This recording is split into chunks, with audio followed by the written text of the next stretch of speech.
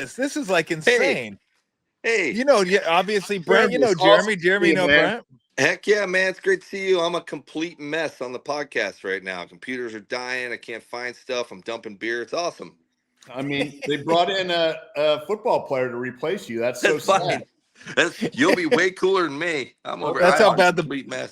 I was telling Tom we got to get him to church. He laughed, and he said, "What?" And so I told him I was part of the first post-game prayer in history. Didn't exist. Yes, happened in 1990. You were just probably a young whippersnapper then. I mean, I wasn't that young. I mean, I was 11, but whatever, it's fine. Yeah, that's pretty young. 11. Was LT in the prayer circle? LT was not there. He was not in the. Get out of here! I'm shocked. Darn it. So we used to have a guy that when I was in Arizona, he was our GA, and he was the guy that was responsible for walking around, making sure we were in class and all that kind of stuff. And it really sucked too. Like I got caught one time not going to class. You had to get up at 5:30 in the morning. You had to run wind sprints in the morning before you went to class. So it's like one of those things. You do it once, you're not doing it twice. But he always used to ask me, because he was very religious too. And he goes, Tom, he goes, why don't you come to church tomorrow? I go, when is that? Sunday? Is that a Sunday? I go, yeah, that's a Sunday. He goes, yeah. He goes, you got to come over. He goes, I go, yeah. I go, I would, but I go, look, I'm going to be super hungover, and I got a bunch of bets on these NFL games. I go, I can't, I want to watch the game, so I'm just not going to. I go, Sundays are bad for me during the football season. He goes, what about after the football season? I got NBA, got basketball. I go, it's good. Is it going to shut down or move anytime soon? I go, okay, it's always open for me. Maybe I'll see you there one of these days. I never went. But did you say, is it going to move anytime soon? Hey, is church going to switch days or? I figured it's always there. No, we went when I was younger. You know, we did the whole Easter, Christmas deal with my mom. We went to it was like a pretty famous church down in LA or down in Long Beach. I think it was like a glass church. Oh, yeah. And I can't remember who did it, but he was a pretty famous pastor. Preacher, rabbi, whatever they call it. On your way to San Diego from LA, I think. It could, that could have been it. But it was one of those, go for Easter, go for Christmas, hear him singing and stuff, and that was pretty much it. My mom used to go occasionally. It just didn't grab me. Oh man, these are T-shirts. I went to Easter and Christmas. I heard him singing stuff, and then my mom. Yeah. My mom went for me. It happens. What are you gonna do? Everything's not for everybody. Now, did they do that in baseball at all, where guys got together at the end of the games and did the prayer? We didn't do it at the end of the game. I mean, we had baseball chapel. There were some guys that got together a little bit, before games and stuff like that, and prayed a little. But we didn't have the end of the game prayer. I mean, my son's in Friday Night Lights here. Those guys after the football game, they all merged into the middle of the field. Do they? My son led the last one. It was pretty cool on the field there. But yeah, a lot of it still happens. Football is a big deal with that scenario. Yeah. So no, yeah. Well, heck, he's living in Texas with you. Good guys are. Where are you at? Where are you at in Texas? I'm in South Lake. Oh yeah, I'm in Bernie. I'm outside of San Antonio. Oh, okay. Yeah, you're a little south of me. Yeah, the hill country. Yeah, I like to see stuff. Where you're at, you can see for 9,000 miles. I want to see trees and stuff, man. So I like that. But I know where South Lake's at. Yep. Nope. I know where it's at. So when you guys did the prayer circle, like how many were there? And who spoke? Did somebody say, "Hey, someone's got to speak here"? Who was the one that spoke at the prayer circle? Great question. It might have been Bubba Paris. Okay. If I think back, and then ironically, I had a call a couple weeks later. Hey, Brent, this is Reggie White. You guys praying after games? I was like, how did this guy get my number? And I thought some of my friends were messing with me. Is this really Reggie White? It was. Did Bubba go from Deuteronomy? You know, the funny thing is, I know that you spelled Deuteronomy D-U-D-E. Damn right I do. Damn right I do. Oh. Right, I do. Yeah. You're darn It's okay. He right dropped I do. Psalms 3:1 on me the other day, like earlier. I'm like, Psalms 3:1. That has nothing to do with it. I'm like, he's like, well, there's got to be a Psalms 3:1 around there. I know there's got to be. If you look hard enough, it's got to be around there. It's got to be around there somewhere. Hey, let me ask you guys this, because I got both you guys here. Both you guys are multiple time champions. In fact, Brent, was it 3 Super Bowls for you or 4? 3. 3, and 3 for Jeremy. So you got the 2 3-time champions. I'll start with Brent, and then I'm going to go Jeremy. Talk about the grind to get through that, to get through from the beginning to the end of a championship season, and maybe even go to your first one, because I know the first ones are always kind of the unexpected ones. Although you guys won before. But talk about that. Talk about the first one, Brent, the mentality and going into the season and getting through the season and ultimately capping it off with a championship. And then I'd like to hear from Jeremy after that, too, about what it's like baseball. Go ahead, Brent. So we thought we were going to be Super Bowl worthy in '88. We had high expectations in '87, and Anthony Carter came in and took us to task when a game we were heavily favored. We were the favorites to win the Super Bowl. So we got knocked out. Next year we came back and we started slow and our offense wasn't clicking, and we were 6-5. We were in Arizona. We were up 23-0. I think I told you this a few weeks ago. And they came back in the fourth quarter and scored 24 points. And it was ugly. It was a melee in the locker room after the game. Mr. D, Bill Walsh, it was as low as you can get because the expectations were so high. And the next week, Ronnie Lott had a players-only meeting. He kicked all the coaches out and basically looked around at everybody and said, we're way too talented to suck like we're sucking. And I don't even care about what the coaches say anymore. Look around here, and we've got to hold each other accountable. We've got to do the things that we know are going to get us there. And we started game by game, methodically grinding through, doing stuff, crushing teams in a few games and hanging on for clutch victories and others. And then got all the way into the playoffs and had a repeat with the Vikings. We hammered them, went through, and then went to the Super Bowl. And that was the famous drive, the 92 drive where, we won it at the end. And I grew up playing baseball, and I can't even imagine 162 plus playoffs. It feels like forever. A football season felt like forever, but once you kind of got into week 10 or 11 or 12, it started to kind of create some momentum. It wasn't just a day in and day out grind. Like you could see a light at the end of the tunnel, and then of course the playoffs. Anything can happen, but to finally be there standing at the very end, it felt spectacular. Yeah. To do what was it like?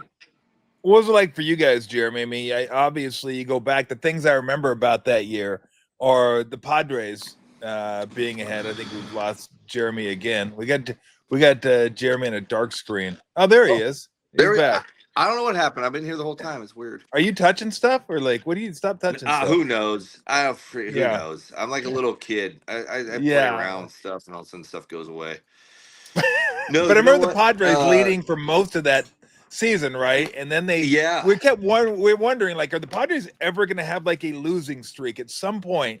And they did, and it was at the perfect time. And you guys were able to capitalize. But talk about that season and that, not really leading the whole way, having to come from behind at the end and then using that momentum. Was there a turning point during the season where you could look back on and say that helped us out? I think there was. I think when we traded Benji to Texas and brought Buster up, it was a situation where we were in between whether we were good or not good. And I think Sabian was like, hey, I don't know, like let's start trading some guys and bringing up some busters and bumgarners, because we're at a spot now where we might win, but we got to win with these guys long term. And so I think they took the risk, and knowing that if we didn't get to the playoffs, it's all right. We got some of these young guys that we want here for a while, getting some exposure to the big leagues, right? And I think, but it was when that trade happened, and I remember thinking, man, we're getting rid of Benji. I now I got a Buster's got to catch me. I don't know if he stinks. How do he? What if he can't call a game? Yeah. Like I don't trust this situation. And we were on the bubble on where we were at with the other teams. And when Buster came in and just started rip. I mean, I think the first game he had like 3 hits and called a great game. And it got to a point within 3 weeks, 4 weeks, where I stood up and I'm like, we can give any rookie here can get, I know people we can't haze anymore because everybody got butthurt about it, but everybody, no one can mess with everybody can mess with anybody. Like rookies, it doesn't matter except Buster. Nobody messing with Buster, because I'm not gonna have anybody messing with him, and then I gotta be out there on the mound when he's pissed off at somebody and he calls a breaking ball when I should throw a heater. Like I need him freaking be locked in, so leave him alone. And he just did, And then Bumgarner came in, and Bum was Bum, and all of a sudden we're like, who are these guys? And you felt like that. Hold on a second, like now we're feeling like we got some guys that we can play with a little bit. And then we pick up, some guys in September, and we just went off. I mean, I think we were down, like, I think it was like, what, we 8 games out or something like that going to That sounds September. right. And everybody's writing us off like, they're playing better, but there's no shot. You can't make it 8 games September. And we did. And we came to that playoff, basically a playoff game. It Yep. really wasn't, but it was that one game, that very last game of the season. Johnny Sanchez hits a Yep. triple or something. I'm like, Yep. what the? I mean, it was just crazy.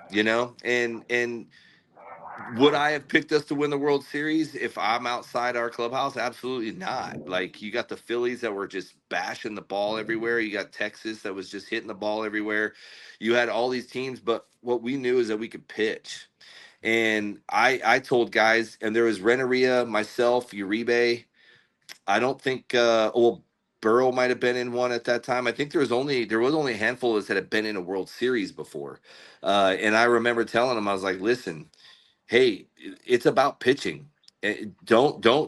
Once we get there, we just have to pitch. Let's execute our pitches and pitch to the holes, and we'll be fine. We've got the guys to do it, and that's how we took down Philly, and that's how we took down Texas. We just pitched, and it was a grind, and it was. I can remember in the World Series, we were tired, man. Like, I mean, even signing the baseballs in the clubhouse wore me out. I'm like, I'm tired of signing baseballs right now. Like, it just everything was. I'm trying to save everything I have for those moments right there, and because you're just exhausted. But when you get done, I'll tell you what. When Weeze punched out Cruz to end that game, and you're running across that field, you feel like you're floating, man, because that's it. Like, you're the last team standing, and you just see the celebration. Not even in the players, grown men. I mean, our coach is crying. Like, that's awesome for me. Yeah. Like they finally celebrated, and they're so excited. I mean, Ragetti, I watched that guy growing up pitch. I mean, we all knew. He walked up to me and asked me for my glove, and I'm like, "What for?" He's like, "I want you to sign that glove, and you're gonna give it to me because I Wow. appreciate I respected what you did, and it's gonna mean a lot to me." I got to sign a glove for him. That was the most amazing thing from my own coach. I mean, that was awesome. And so That's that just wow. it's a surreal experience to win, and winning 3. I would have never called that either, but that first one was Yeah. pretty crazy. All right. Before and I want to get to Jeremy, I want you to give everybody the information on your book, and I appreciate you joining us. The Yeah, I'll kick extended. off. The I extended version, interrupted. but I do want to. No, I do want to. No, this is great. I love this. I do want to find out about the book. But both of you, I'll start with Brent. Give me your best hazing story, because you guys were in prime hazing area, like Mm-hmm. especially Brent. That was Yeah. back when hazing wasn't even like frowned on a little bit. It was like, yeah, go ahead. Now, look, it could go overboard, but there's Yeah. still a place for doing stuff like that. Like, everyone's got to earn their stripes a little bit. And I hate when people go, we can't do that at all. No, you just gotta kind of do it. It's like drinking. You can do it. Just be responsible with it. Yeah. I mean, don't be hitting dudes with bags of nickels, okay? That's probably not responsible. Like you want the guys to be able to play, but there is some fun way you can. I mean, you can still have fun with guys and mess with them, and the Ben Gay jock strap and stupid stuff like that. Yeah, that hurts, but it's supposed to hurt a little bit. But what do you guys remember about hazing? What do you remember, Brent? Well, when I got to the Niners, Bill Walsh was 100% against it. Oh, of course he was. Did not want any of his rookies, much like Jeremy didn't want anybody picking on his catcher. He didn't want anybody jacked up mentally or afraid or getting into a fight or getting hurt. So it was completely banned, and the veterans were furious. But Bill had nothing to do with it. So there was nothing with the 49ers. But okay, what about Pittsburgh? Santa Clara. Oh, Santa Clara. Okay, tell me about that. My freshman year. So blindfold in a jock strap. They drive you a couple miles away from the university, probably 3 miles. They spent all week working on what they call the emulsion and dip, chew, spitting in it. But you name it, nasty stuff out of the kitchen. I'm sure guys were using the restroom. The worst. So you're blindfolded in a parking lot, and they start ladling the emulsion over you. Oh, right? God. Yeah. And then they take off your blindfold, and you're at the movie theaters at 8:00 at night with hundreds of people out in the parking lot. and you got to figure out how to get back to campus. It was brutal.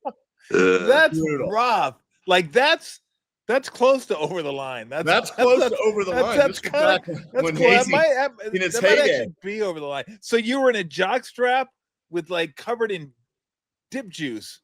Sprinted across Stevens Creek Boulevard. I'm surprised nobody got run over by a car because it was brutal. You did not wait for the lights to change or anything. And immediately found the first house and immediately took their hose and hosed yourself off. People came outside like, "What are you doing?" And you just didn't care. Dang. Yeah, and they're chasing you with eggs and water balloons the whole way home. Yeah. Oh God, that's rough. It's pretty rough. That was a rough one. Did anybody cry? I'm sure there were guys that cried. Yeah. Get them off the team. Yeah. No, they weren't built for the dip juice. They may have been built for the storm. They weren't built for the dip juice. No. What about you, Jeremy? In minor leagues or the major leagues? No, big leagues. I didn't get dropped off in my jock strap, but thank God. But Paul Bird was my my mentor. He was the starter on the Royals at the time, and he took me under his wing. And so we had Kangaroo Court one time, and they dinged me for everything. I mean, and you can't fight it because if you fight it, you're automatically guilty. So as a rookie, so they dinged me for everything.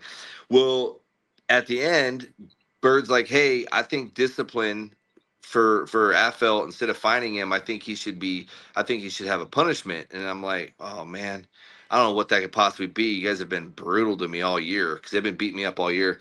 And he's like, "All right." So he said, so he already had the concoction. He brought out this bag, and it was like whitey tighties, but it was not for men. It was like for a 6-year-old. So you're trying to pull these whitey tighties up, and so you are sealed down, man, pretty good. And then he handed me a snorkel, and I'm like, "What?" He's like, "You got to put the snorkel on." And so I put this goggles and snorkel on, and then they walked me into the shower, and they sat me in a chair. And they walked in with one of those 5-gallon buckets of ice water, but it's the freaking small cube ice that's super cold, Yes. So it's not like the chunks ice. It's like the ice and the water are the same, right? So and Bird's like, "You cannot get out of the chair. Cannot get out of the chair." I'm like, "What do you mean?" He's like, "You have to stay in the chair the whole time, or it's gonna get worse." And I'm like, that time you're a rookie, "Oh man." They slow poured this water over me, so slow, and I was literally about ready to pass out. right? Because it was cold. And all of a sudden, they go and they hit the hot water as fast as they could. And I freaking jumped up. Oh, And Bird looked at me. He's like, bro, what are you doing? I'm like, it's hot. He's like, no, how did you sit in the chair that long? You almost passed out. I'm like, you said not to get out of the chair. He said, no one stays in the chair, bro. Like, everybody gets out. Dude, I was so cold. It was 105 degrees on a game because it was in Kansas City. I was in a full-on sweatshirt and hat and on the bench. I was cold for like 2 days. I mean, I was like, it was so freaking cold. And one other one, I went to Seattle, and I was getting interviewed in Seattle, and because it was before the game, and I was back in my home state, and the guys didn't like that I was making them wait, and they always knew, like, I would go in at my routine. They said, okay, he runs in, I put baby powder down the pants, make sure stuff's taken care of before I run out there. Yep. So I ran into the clubhouse as fast as I freaking could, and they didn't know which baby powder I was going to grab, so they undid all of the tops barely, and I went to dump the baby powder, the whole thing, the family pack. Like the family style size went down my pants, but I don't have any time to change because I have to be out there for the national anthem as a rookie. So I zipped up, I ran out there, and I'm sitting there, and the national anthem's going, and I can just feel it going down my legs, the whole powder. I mean, I hadn't sweated yet, so it's full on powder. So I have to sprint across the field, and my parents are there, my family's there, they're right on the line. I'm running across the field, and the guys are laughing. I look behind me, and I'm not kidding you. I had a full-on smoke screen coming out of my ass. Like, it was full-on coming out. And I have to sit there the whole game because I'm not allowed to leave the bullpen as a rookie. So I'm sitting there, and I've got it pouring out. Then they call me into the game in the 8th inning, and I come set, and the umpire is laughing. I can see him laughing, and I'm like, what?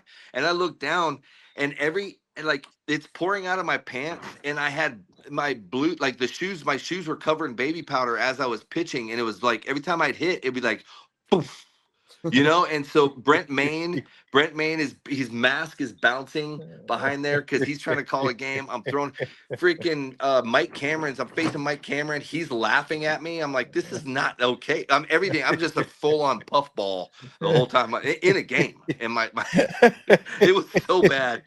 You should have done? You should have went out, you should have walked to home plate and relined the batter's box before you went and pitched. Just shook your leg and relined the batter's box. Yeah.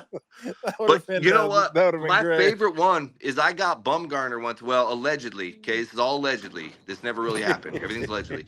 So allegedly, and Bum to this day says, I know you did it. And I'm like, allegedly. So he allegedly thinks I did it. We were in Arizona, and he kept going back in the clubhouse as a rookie and eating ice cream during the game.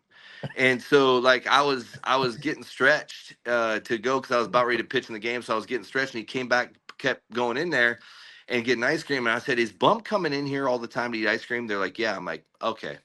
So I need to put him in his place a little bit. He's a rookie. He's feeling a little comfortable. So we go in there. He is his second year or something. So we got to go to play the Mets the next series. So we have to fly from Arizona to New York. So I allegedly we have ice. It's atomic bomb, which is another level of icy hot, right? So allegedly I put it in his underwear strap. I got gloves, and I put it in there perfect, in his underwear strap. And then I put it in, and then allegedly I put it in his socks, and allegedly I put it inside his boots, right? So he sweats like a fiend on the plane. Well, atomic bomb activates on sweat. It doesn't activate. You have to sweat. So he gets on the plane, and I look over, and he's moving a lot. And I'm like, Bum, are you okay? He's like, yeah, I'm fine. I'm like, all right. And he keeps squirming, and he's pouring. Now he's pitted through his shirt. He's sweating. And I'm like, Bum, what is wrong with you? He's like, nothing. I'm like, all right. Well, he gets up to go to the bathroom, and he comes back, and he's like, did you do it? I go, do what? He's like, bro, I've got a heat rash all over my freaking midsection. My feet are on fire, and we had a 6.5-hour flight. He's like, I had to take my underwear off, man. I'm free balling on the plane with the jeans on. My freaking feet are killing me, and he can't get it off because it's that's like a lube, you're not getting that off with just wiping it off. He was the day I retired, he came up to me and he's like, just tell me you did it. Did what, bum? Tell me in 2010 that you lubed up my stuff on our way to New York. I said, I have no idea what you're talking about. He's like, bro, just tell me. I would not. It had bothered him for 7 years. Oh God, the two things that we'll never know. Jeremy will never confess to lubing up bum stuff, and That's right. Allegedly that happened, and he just allegedly, and Jeff Kent allegedly rode a motorcycle in Scottsdale. That's right. He didn't wash a truck, because everybody jumps on their truck and washes a truck. I love that Jeff still holds on to that story. All right, before we let you go, tell everybody where they can grab the book. Jeremy, if you go to jeremyafl.com, you can buy the book. I sign everyone that you buy through my website. So if you buy it from the website, I'll sign everyone, and I'm excited for it. I hope you buy it. I'm really excited about this book. But you can go there, and then there's an Audible version of it, and I read it myself because I wanted to make sure that people knew it came directly from my mouth. So I did the Audible as well. So I'm excited for the book. That's very, very cool. And is that your wine there too? It is. It's Haven. My wife and I did a private label that came out the same day. It's very good. Unfortunately, I cannot send it anywhere because of TABC law. But if you come to the brewery, you can buy it. It's called Haven. So my wife and I did that one. It's really good. Way to hawk the book and the wine. Way to a little pack. You know what? If you're in Texas, which I'm not, right. Look, it's perfect. It's a perfect Christmas gift. There you go. You got your book. You got your wine. You're good. You're taken care of. You're solid. Heck so, yeah, let's do this again sometime. It's been far too long since I've had you on. This guy Todd wants to know if he's still boxing kangaroos in his backyard. We're not getting into the kangaroo, okay? We did that one. No, we're not doing it again. The kangaroo met his demise, and we're not going to say how. We're just going to move on from there. So the kangaroo is no longer there. That's all I will say. Not available to box anymore. Not available to do much of anything anymore. Hey, Jeremy, best of luck with the book. Congratulations. Really cool stuff. And again, let's do this again soon. Heck yeah, man. Enjoy. Brent, good talking to you, man. Awesome. Good story. Thanks, Jeremy. Appreciate it, man. Bye. Yep. Bye-bye.